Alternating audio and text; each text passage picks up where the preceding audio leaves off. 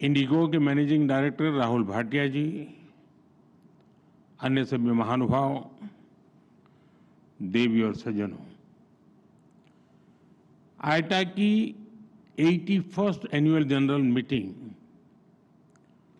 और world air transport summit में मैं आप सब अतिथियों का भारत में स्वागत करता हूं, आपका अभिनंदन करता हूं। ये कार्यक्रम 4 दशक बाद भारत में हो रहा है। इन 4 दशकों में भारत में बहुत कुछ बदल चुका है। आज का भारत पहले से कहीं ज्यादा आत्मविश्वास से भरा हुआ है। ग्लोबल एविएशन इकोसिस्टम में हम न केवल एक विशाल मार्केट है, बल्कि पॉलिसी लीडरशिप, इनोवेशन और इंक्लूसिव डेवलपमेंट के प्रतीक भी है। आज Bharat global space aviation convergence का एक उभरता हुआ लीडर है। पिछले 1 दशक में भारत की सिविल एविएशन सेक्टर में ऐतिहासिक उड़ान से आप सब भली भांति परिचित हैं। साथियों, ये समिट, ये डायलॉग एविएशन के साथ ही ग्लोबल कोऑपरेशन, क्लाइमेट कमिटमेंट्स और इक्विटेबल ग्रोथ के शेयर्ड एजेंडा को आगे बढ़ाने का एक माध्यम भी है। इस समिट में आप जो चर्चा कर रहे हैं, उससे ग्लोबल एविएशन को नई दिशा मिलेगी। मुझे विश्वास है हम इस सेक्टर की इन्फिनिट पॉसिबिलिटीज को टैप कर पाएंगे, उन्हें और बेहतर ढंग से यूटिलाइज कर पाएंगे। फ्रेंड्स, आज हम सैकड़ों किलोमीटर की दूरी, इंटरकॉन्टिनेंटल जर्नी केवल कुछ घंटों में तय कर लेते हैं, लेकिन 21st सेंचुरी की दुनिया के सपने हमारी इन्फिनिट इमेजिनेशन से रुकी नहीं है। आज इनोवेशन और टेक्नोलॉजी अपग्रेडेशन की स्पीड पहले से भी कहीं तेज है, और हमारी स्पीड जितनी तेज हुई है, हमने उतनी ही डिस्टेंट डेस्टिनेशन को अपनी डेस्टिनी बनाया है। आज हम एक ऐसे मुकाम पर खड़े हैं जहां हमारे ट्रैवल प्लान केवल धरती के शहरों तक सीमित नहीं है। इंसान आज स्पेस फ्लाइट्स और इंटरप्लेनेटरी यात्राओं को भी कमर्शलाइज करने, उसे सिविल एविएशन के लिए खोलने के सपने देख रहा है। ये बात सही है कि इसमें अभी समय है, लेकिन ये बताता है कि आने वाले समय में एविएशन सेक्टर कितने बड़े ट्रांसफॉर्मेशन और इनोवेशन का केंद्र बनने वाला है। भारत इन सभी संभावनाओं के लिए तैयार है। मैं इसका आधार भारत में 3 मजबूत पिलर्स के कारण बता रहा हूं। पहला, भारत के पास मार्केट है। ये मार्केट मात्र कंज्यूमर्स का समूह नहीं है, ये भारत की एस्पिरेशनल सोसाइटी का प्रतिबिंब है। दूसरा, टेक्नोलॉजी और इनोवेशन के लिए हमारे पास डेमोग्राफी और टैलेंट है। हमारे युवा नए दौर के इनोवेटर्स हैं, जो आर्टिफिशियल इंटेलिजेंस, रोबोटिक्स और क्लीन एनर्जी जैसे क्षेत्रों में ब्रेक थ्रू ला रहे हैं। तीसरा, हमारे यहां इंडस्ट्री के लिए ओपन और सपोर्टिव पॉलिसी इकोसिस्टम है। इन तीनों सामर्थ्य के दम पर हमें मिलकर भारत के एविएशन सेक्टर को नई ऊंचाई पर लेकर जाना है। फ्रेंड्स, बीते वर्षों में भारत ने सिविल एविएशन के क्षेत्र में एक अभूतपूर्व परिवर्तन देखा है। आज भारत दुनिया का तीसरा सबसे बड़ा डोमेस्टिक एविएशन मार्केट है। हमारी उड़ान योजना की सक्सेस इंडियन सिविल एविएशन का एक गोल्डन चैप्टर है। इस योजना के तहत 15 मिलियन से ज्यादा यात्रियों को सस्ती एयर ट्रैवल की सुविधा मिली है। कई नागरिक पहली बार हवाई सफर कर पाए हैं। हमारी एयरलाइंस भी लगातार डबल डिजिट ग्रोथ हासिल कर रही है। भारत और विदेशी एयरलाइंस को मिलाकर हर साल करीब 24 करोड़ यात्री 240 मिलियन पैसेंजर्स हमारे यहां उड़ान भरते हैं।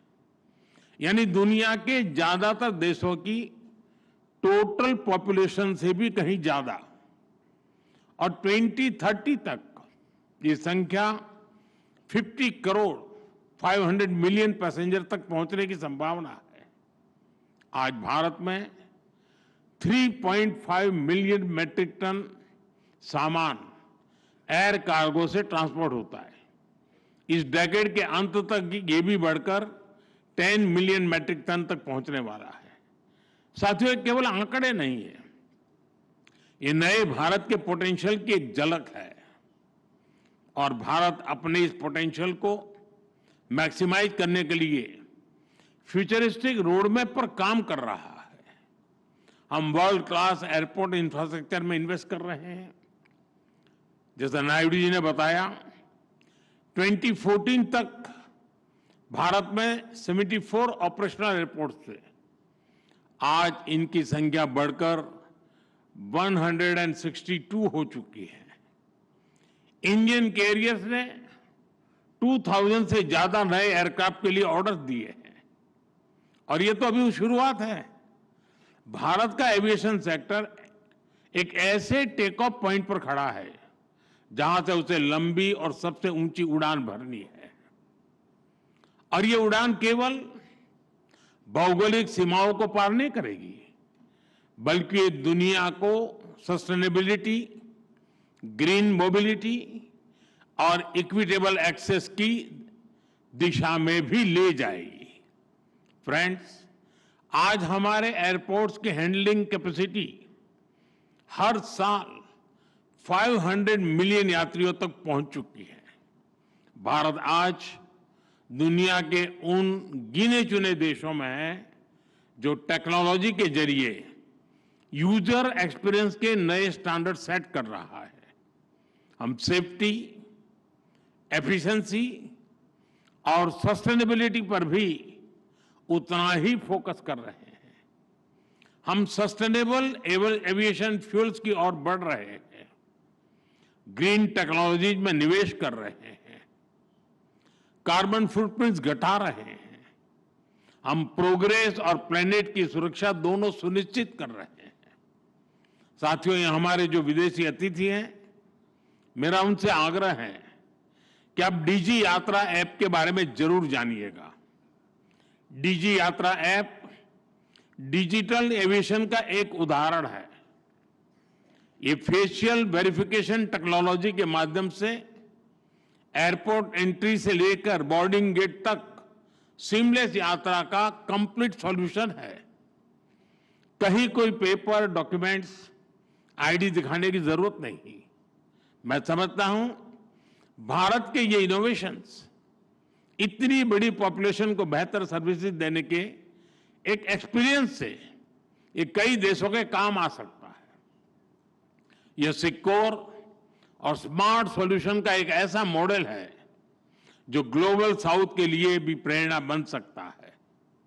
साथियों, भारत के तेजी से एक्सपांड कर रहे एविएशन सेक्टर के पीछे एक और बड़ा कारण है consistent reforms. Bharat global manufacturing hub बने, इसके लिए हम हर तरह से कदम उठा रहे हैं। इस साल के बजट में हमने मिशन मैन्युफैक्चरिंग घोषित किया है। इसी वर्ष हमने भारत की पार्लियामेंट में, जैसा नायडू जी ने अभी बताया, protection of interest in aircraft objects bill पारित किया है। इससे केपटाउन कन्वेंशन को भारत में कानूनी ताकत मिली है। अब एयरक्राफ्ट लीजिंग करने वाली ग्लोबल कंपनियों के लिए भारत में नया मौका खुल रहा है। आप सभी को गिफ्ट सिटी में मिल रही छूट के बारे में भी जानकारी है। गिफ्ट सिटी के इंसेंटिव्स ने भारत को एयरक्राफ्ट लीजिंग का एक अट्रैक्टिव डेस्टिनेशन बना दिया है। साथियों, नया भारतीय वायुयान अधिनियम हमारे एविएशन कानूनों को ग्लोबल बेस्ट प्रैक्टिसेस के अनुरूप बना रहा है। यानी भारत में एविएशन सेक्टर के कानून सहज है, नियमों में सहूलियत है और टैक्स स्ट्रक्चर सरल है। इसलिए दुनिया की बड़ी एविएशन कंपनियों के लिए भी भारत में निवेश के लिए एक बेहतरीन अवसर है। फ्रेंड्स, एविएशन सेक्टर में ग्रोथ का मतलब है नई उड़ान, नए रोजगार और नई संभावनाएं। एविएशन सेक्टर में pilots, crew, engineers, ground staff सभी के लिए नए मौके बने हैं। एक और नया सनराइज सेक्टर उभर रहा है, एमआरओ, यानी मेंटेनेंस, रिपेयर और ओवरहॉल। हमारी नई एमआरओ पॉलिसी से भारत को एयरक्राफ्ट मेंटेनेंस का ग्लोबल हब बना के इस दिशा में तेजी आई है। 2014 में भारत में 96 एमआरओ फैसिलिटीज थी। आज इनकी संख्या 154 हो चुकी है। 100% FDI under automatic rule, GST में कटौती, टैक्स रेशनलाइजेशन, ऐसे कदमों ने एमआरओ सेक्टर को नई ऊर्जा दी है। अब हमारा लक्ष्य है 2030 तक भारत को $4 बिलियन का एमआरओ हब बनाना। साथियों, हम चाहते हैं कि दुनिया भारत को सिर्फ एक एविएशन मार्केट नहीं, बल्कि एक वैल्यू चेन लीडर के रूप में भी देखें। डिजाइन से लेकर डिलीवरी तक Bharat global aviation supply chain का इंटीग्रल हिस्सा बन रहा है। हमारी दिशा सही है, हमारी गति सही है, इसलिए हमें विश्वास है कि हम तेजी से आगे बढ़ते रहेंगे। मेरा आग्रह है, मेक इन इंडिया के साथ सभी एविएशन कंपनियां डिजाइन इंडिया भी करें। साथियों, भारत के एविएशन सेक्टर का एक और मजबूत पक्ष है उसका इंक्लूसिव मॉडल। आज भारत में 15% से अधिक पायलट महिलाएं हैं। ये ग्लोबल एवरेज से 3 टाइम्स ज्यादा है। दुनिया भर में कैबिन क्रू में महिलाओं की औसत भागीदारी लगभग 70% है। हमारे यहां 86% है। भारत के एमआरओ सेक्टर में महिला इंजीनियरों की संख्या भी ग्लोबल एवरेज से आगे बढ़ रही है। साथियों, आज एविएशन सेक्टर का एक और की कंपोनेंट ड्रोन टेक्नोलॉजी है। भारत ड्रोन टेक्नोलॉजी को टेक्नोलॉजिकल एडवांसमेंट के लिए इस्तेमाल कर रहा है। साथ ही हमने इसे फाइनेंशियल और सोशल इंक्लूजन का एक टूल बनाया है। ड्रोन के जरिए हम महिलाओं के सेल्फ हेल्प ग्रुप्स को एम्पावर कर रहे हैं। इससे खेती में, डिलीवरी में, सर्विसेज में महिलाओं की भागीदारी बढ़ी है। साथियों, एविएशन में सुरक्षा को हमने हमेशा टॉप प्रायोरिटी पर रखा है। आईकाओ के ग्लोबल स्टैंडर्ड से भारत ने अपने नियमों को अलाइन किया है। हाल ही में आईकाओ की सेफ्टी ऑडिट ने हमारे प्रयासों को सराहा है। एशिया पैसिफिक मिनिस्ट्रियल कॉन्फ्रेंस में दिल्ली डिक्लेरेशन एडॉप्ट होना भारत के कमिटमेंट का प्रमाण है। भारत हमेशा ओपन स्काइज और ग्लोबल कनेक्टिविटी के समर्थन में खड़ा रहा है। हम शिकागो कन्वेंशन के सिद्धांतों का समर्थन करते हैं। आइए हम मिलकर एक ऐसा फ्यूचर बनाएं जहां हवाई यात्रा सभी के लिए एक्सेसिबल, अफोर्डेबल और सिक्योर हो। मुझे विश्वास है कि आप सभी एविएशन सेक्टर को नई ऊंचाई पर ले जाने के नए समाधान निकालेंगे। मैं आपको अनेक अनेक शुभकामनाएं देता हूं। बहुत बहुत धन्यवाद।